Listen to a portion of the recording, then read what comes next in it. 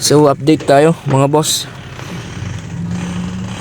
Itutuloy na natin tong parking dito sa kabila. Lalagyan na natin ng trusses.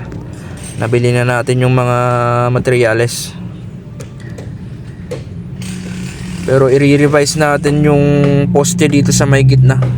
Lalagyan natin ng pampatibay. So ayan, magpapadagdag tayo ng poste. Fabricate na rin yung ilalagay natin na reinforcement nya. Ayan, nabili na natin yung mga pang trusses natin.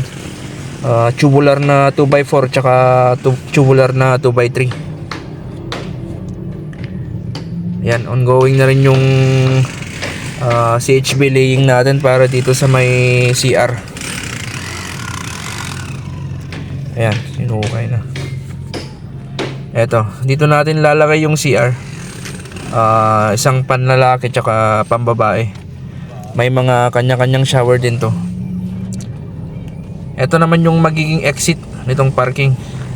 Yung space na yan. Ayan. So ini-start na ni Uncle Romeo yung trusses natin. Bukas maglalagay na tayo ng rafter.